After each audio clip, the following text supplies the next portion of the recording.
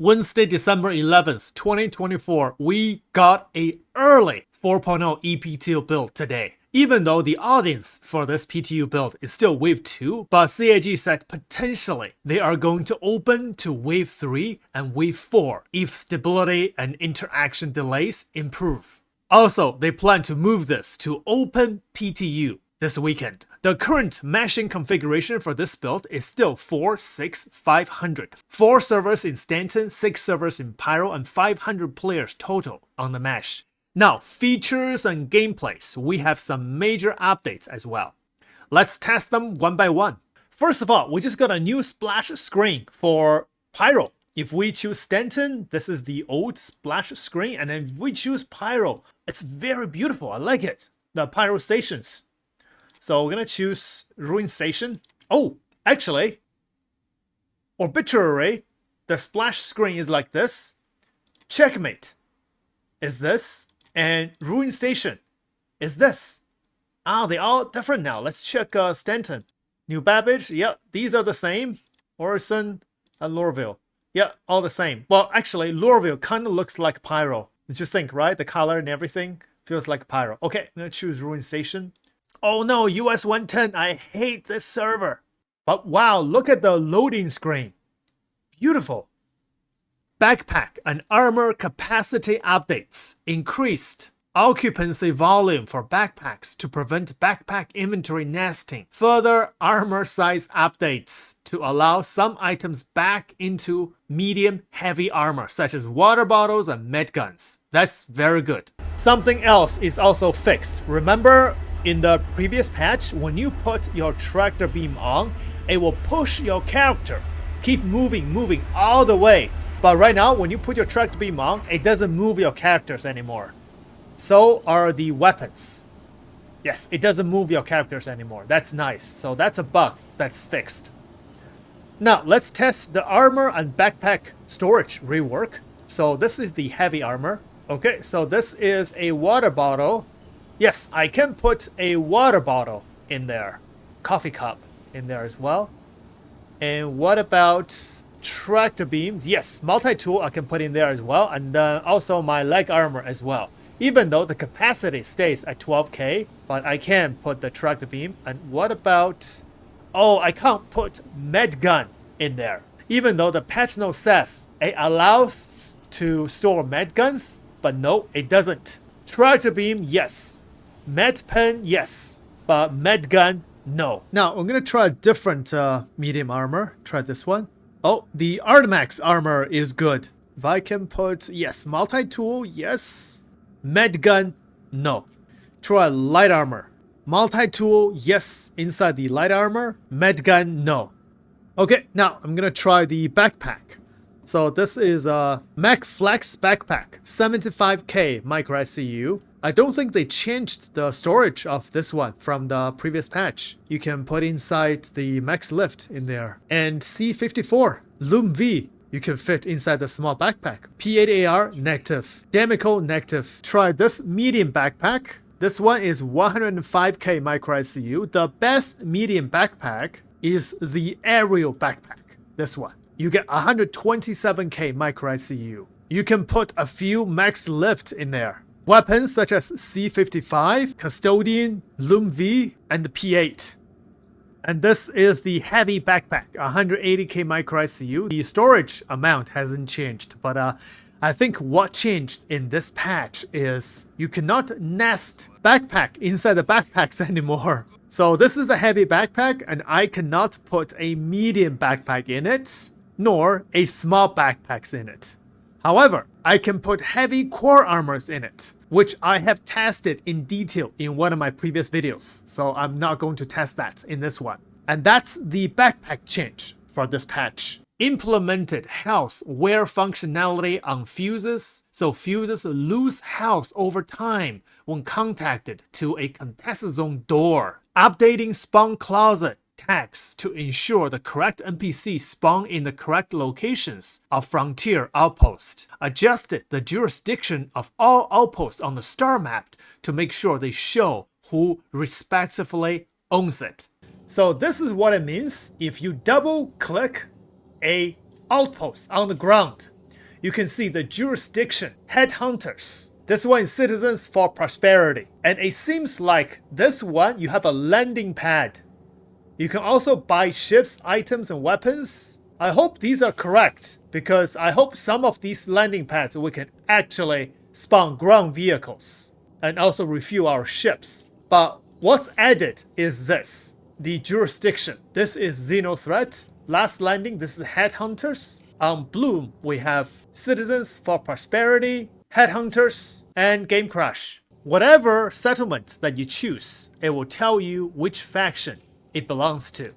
What about space stations? If I check this space station, yes, it says rough and ready. Wow, look at this. Stanton Gateway belongs to the UEE. That's cool. What about Stanton? Yeah, Stanton as well. Everything you click is UEE, but the planet will tell you Microtech. For example, on Microtech, let's click these distribution centers. So all the bunkers, it will tell you it's Microtech jurisdiction. And Pyro Gateway is also belongs to UEE. Crusader is Crusader Industry. So very nice. Jurisdiction is very clear. You can find it in your star map. Oh wow, who's this? Who's here? I get on my Mobi glass. Now I see a Polaris right in front of me. Advanced HUD polish. The speed limiter will now have a value of 100 by default. The speed limiter will now show up in the MFD configuration screen. The speed limiter value will not change between master mode anymore. Fixed velocity bar behaviors. Moved the speed and acceleration limiter to discrete mouse wheel up and down actions instead of an axis. This also fixes accidentally triggering weapon group changes when the limiter change. Binding names have slightly changed. If you use the limiter on your setup, you might need to rebind them. Next thing we're gonna test is the Advanced HUD. So if I turn my Advanced HUD on in navigation mode and my speed limiter, if I set my speed limiter, the patch note did say I have to reset my speed limiter keybinds. So under flight movement, there is a speed limiter, enable or disable. Okay, now let's try it. Yes, now I can set my speed limiter. I wanna decrease it and increase it. If we go back to configuration on your MFD and then go to flight section, something has been added here. Space brake, engage boost or not. Or speed limiter right here. That's what's added. You can enable speed limiter or disable it by clicking this button right here. And by the way, if you hit escape and go to options and game settings, there are a few things that's added here. Under proximity assistant, you have the advanced HUD on in SCM and advanced HUD on in navigation mode, or advanced HUD prefer labels, or course prediction on and off, or lights on and off enabled. So these are the new things that's added. You can adjust according to your own preferences. Additional ship updates. Added missing annunciator panel to Reliant, Nox, Mantis, Scout, and Defender. Added mining HUD to Mo pilot seat. Mining UI. Updated mining bars and setup with Argo style. Crusader Intrepid adjusted exterior proxies that were clipping into the cargo bay, stopping tractor beams from working. Okay, now let's test the Mo. Look at what I found. The ores actually show up on your radar. I was wondering what that thing is. So I untarget this thing. You can see on your radar, it shows a red, solid red circle. And you can target it. That says asteroid Q type. Now it's highlighted yellow. And then I can scan it now. So go to scan mode. Okay, so I just scanned it. This is asteroid Q type instability. Power transfer resistance. Parts. Cargo. Ooh, titanium. Boras. I'm gonna try a little mining on this one. Okay, gonna go to the mining heads. Okay. So this is the HUD for the Argo Mo. Gonna start mining this. It doesn't do anything. Do I have to scan it first? It doesn't give me any specs for this rock when I'm on my mining laser. I can just fire my laser and that's it. It doesn't tell me the scan results or anything else. Cargo, whatever. It doesn't tell me. So, I don't know if this works or not. It looks awesome though, but I don't know if this works or not.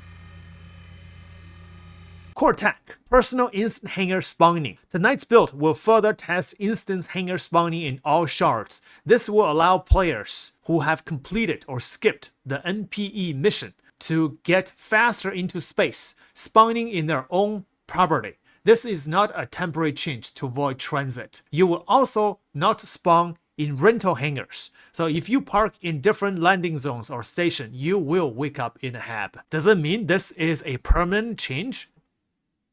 Ooh, directly loaded into my personal hangar. Wow, this is cool. So let me think of some questions to test this.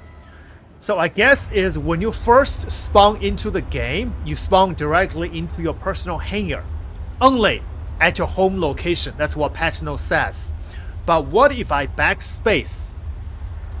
But of course, I think yep, when you backspace, you will spawn to the clinics or the hospital. So that's that. And let's try again. If I go back to menu, then I'm gonna load back into a different server. Pyro system with violent and unpredictable solar flares. I really wish one day we can get our solar flare back. It's really fun, dangerous but fun gameplay. Yes, exactly here. Loaded back in directly into my hangar. Further network and interaction delay improvements, physics performance optimizations, entity cleanup optimizations continues. Spawn closet and fauna performance optimizations. Jump tunnel performance optimizations to reduce stalls. Audio mixing polish. Alright, last thing we're gonna check is the further entity cleanup optimizations. So I am at Stanton Gateway on the Pyro side. Let's see if we have excessive abandoned ships here or not. The patch has been released for at least 3 hours now. Okay, I see one abandoned ships right there. And I see the second abandoned ships right there. So I have 2 abandoned ships, which is good. These abandoned ships is good source for salvaging. So no excessive abandoned ships here, but you do have a few. So you can do the salvage on those ships. Alright, let's go jump back to Stanton. We're gonna check out the new wormhole sound effect improvements.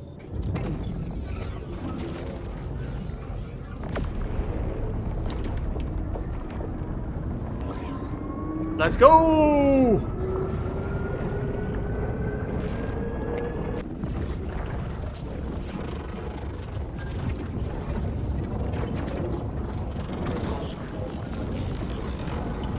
Nice, the sound effect is much better.